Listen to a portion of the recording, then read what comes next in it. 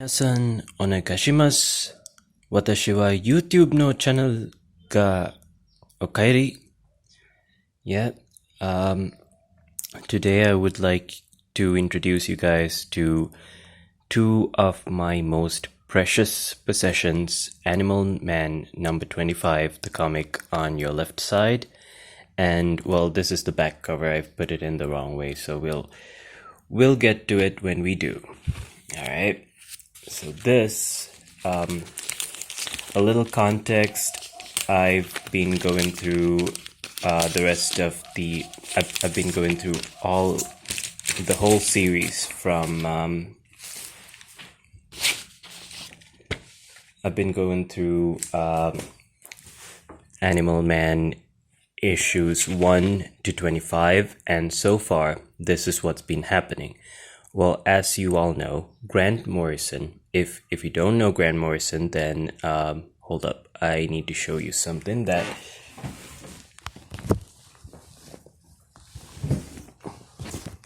I wish I didn't have to put the camera down, but I couldn't reach.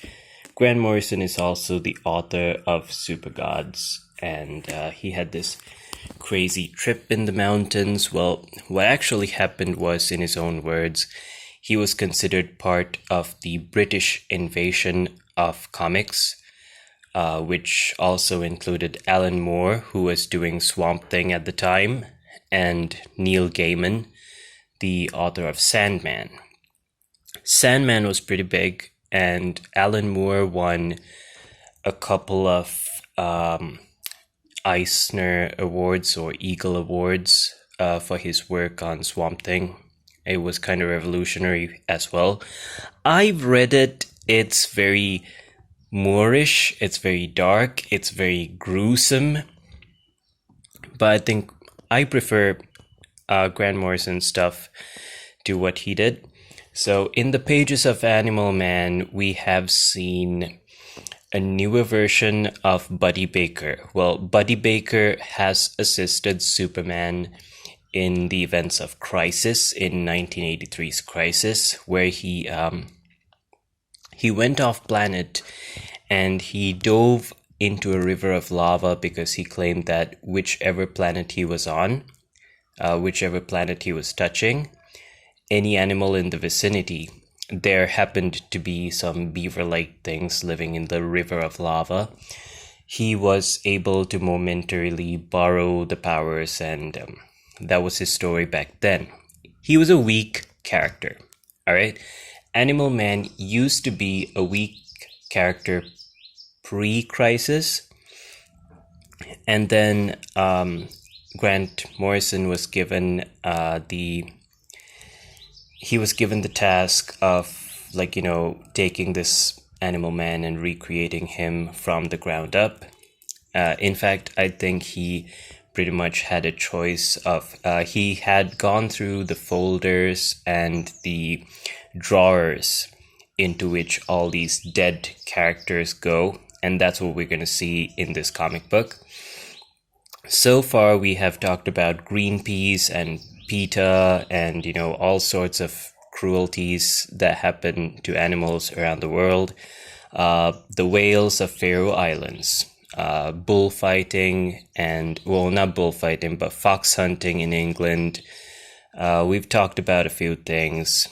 That's the animal rights stuff, which interests me greatly.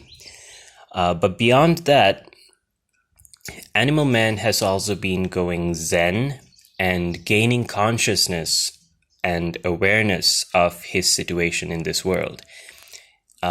Thanks to a couple of yellow aliens and a couple of friends, Vixen, another superheroine with almost identical powers but from a different source, she pops in, and there are events happening all over the book which point to,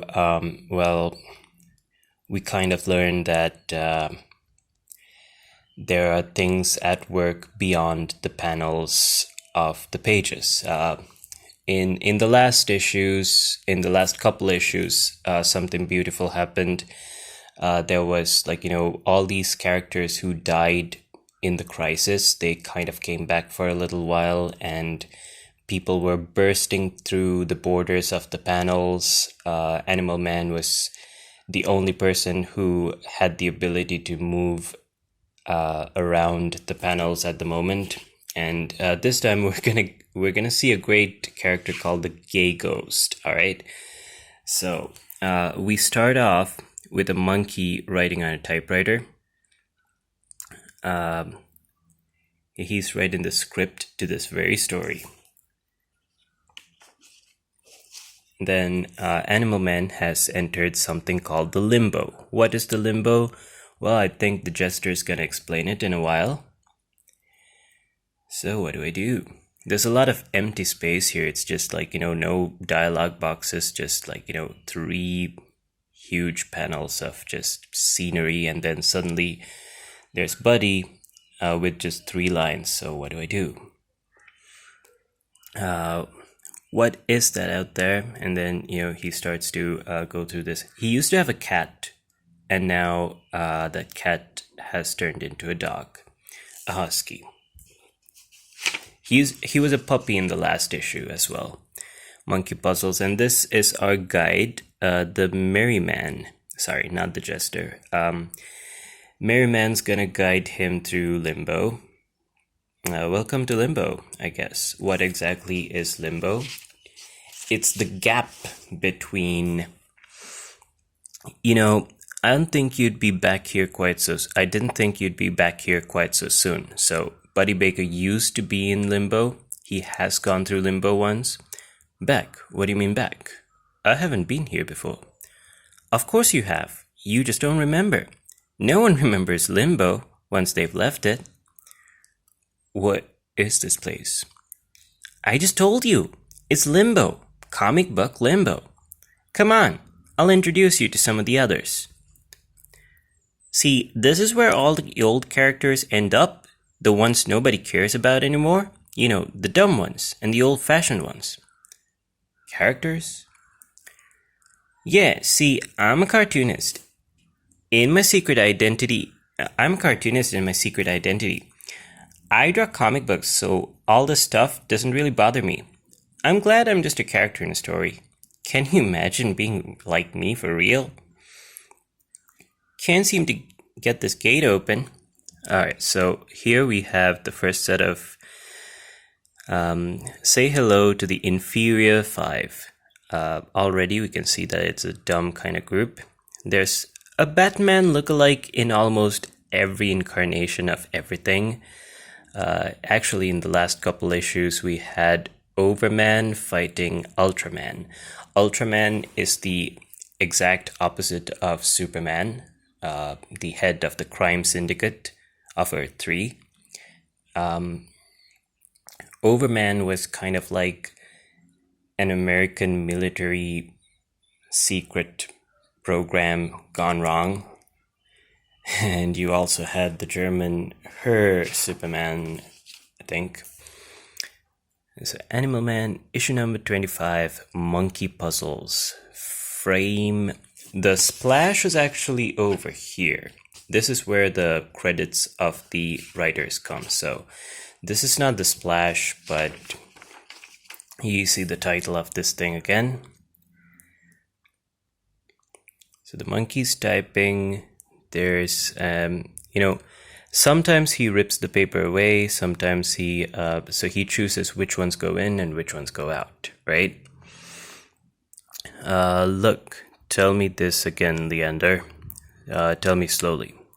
The monkey is what? It's like I said, monkey's dying. I heard it just kind of keeled. Monkey? What monkey? Oh, just a monkey. He used to be famous, but no one's allowed to say his name anymore. He sits on a hill writing, he did the complete works of Shakespeare purely at random. There's a kind of legend that says one day the monkey will write us all out of Limbo. Now, getting out of Limbo, is that a good thing or a bad thing? Limbo is, as the word, the meaning of limbo is emptiness, right? So it's kind of like a comic book nirvana. in a way, Limbo is where you escape. It's like the Phantom Zone or whatever. It's like a whole eternity of nothing, just gap time. But you can be pulled back out of Limbo and put into the comics. Now, in the last issue, the Psychopirate, I think, or one of the aliens. Actually, I think it was High Water, this one dude. So, this is what happened so far in the previous issues. Wile E. Coyote, yes, Wile E. Coyote of Looney Tunes, appeared in the desert of Arizona, and he came to the world of this comic book to pass a note to a random person called High Water. And yes, he was Native American. The Native American dude made his way to Psycho Pirate's cell in Arkham Asylum. Psycho Pirate is a guy who can manipulate emotions. Whatever expression he has on his own face, he can project into the minds of his onlookers. So if someone was coming over to beat him up, he would just smile or look afraid or, make a sad face, and his assailant would also feel the same damn thing and forget about what he was going to do. He's a great character. The other important thing beyond his powers is Psycho Pirate is supposed to be the only person who remembers the events of the 1980s Crisis event. Huge deal within the company. Like the mythology of the Crisis thing is one thing, but it's also where they decided, hey, we have like 40 years worth of comic books and properties just floating around everywhere. We need to rearrange everything from 1939 to the golden age was supposed to be 40s, I guess, and the silver age was supposed to be the 50s and the 60s. So in the 80s, they decided, you know what, we're gonna take all these characters and all these stories that we've acquired from all these other companies, and we're just gonna, they had to do a reform. So that's why the Crisis is important. It's not what happens inside the comic book, but it's what the comic book publishers did. That decision is what really affects the people inside the comic book. So, like I said, Limbo, is it good to be pulled out of Limbo? In last issue, they had this quote saying, every time we are red, we live again. Some of the characters were upset to find out they were minor characters, old-fashioned, as repeated by Merryman right there. We went through this, of course, the ones you just don't remember, the ones that nobody cares about anymore, the dumb ones, the old-fashioned ones. So that's what happened last issue. Ultraman was upset to find out that he was a minor character, because in his world he used to be like a major character, but Earth 3 was at the time not very popular. It was just like a random world that they made up to make Earth 1 look more interesting, but it's coming back. So yeah, that's why I'm making these videos. But if we're characters who created us, now he's gaining self-consciousness, and he's looking for the god or the creator who is the writer of the comic book. So we meet a bunch of other cool superhero dudes, like the Inferior Five is made up of these 5 characters: Batman lookalike, Robin Hood lookalike, a bunny lady, and then we get these guys. So here, it's a rundown town. It's like, nobody works. It's like they've been forgotten for a long time. You're kind of supposed to feel sad for these guys, but at the same time, I think if I had the choice, I would be living in Limbo forever. Can you get us out? Can you? We got money, mister. So Animal Man's visiting Limbo from the outside, and he seems to be like the hope of. In previous issues, he has been called a traveler. He also did some time travel, but he's supposed to be a traveler between worlds. And all these people I know, miserable, isn't it? It's the animals I feel sorry for. They'll never get out of here. Times have changed. Yeah, so the animals have been created for just like, a panel or two, and then they'll never be used again. They'll just be discarded. And, well, I mean, most of the people in Limbo. Oh, cool. There's a picture of RoboCop. So I love reading about old comics, like the advertisements and stuff. So again, we got the typewriter. Stupid, I know, but I care. All the things that... So remember the monkey with the typewriter? This is a computer screen, and those are very obviously human hands, and the keyboard is not a typewriter keyboard. I care. It's stupid, I know, but I care.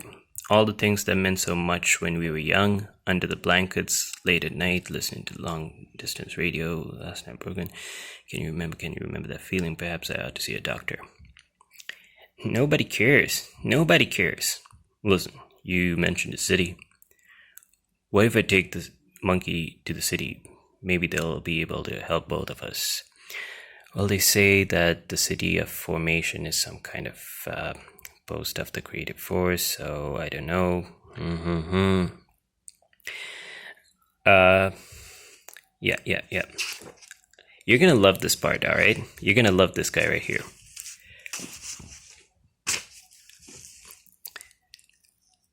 He's still alive. The monkey's still alive. Why is this happening? Nothing ever happens here. Yeah, Limbo is supposed to be the zero place, so yeah. Hello there. We haven't been introduced. They call me the gay ghost. Hi. Yes, I know. I just hope they don't bring me back. So, I mean, they're just making fun of, like, how stupid, like how little imagination they put into these characters back in the day. This is just like, writers making fun of themselves for, yeah. I'm sorry we can't come with you, but like I said, we have to be kind of aimless. Maybe I'll see you again on the outside. So yeah, I think I'm gonna have to do this in a couple sessions because I went way over 15 minutes, almost at 20. I was looking for my sister. I must have taken a wrong turn somewhere. My name's Jason. I don't even know who that is. Time passes and the monkey keeps dying. It's like the last animal in the world.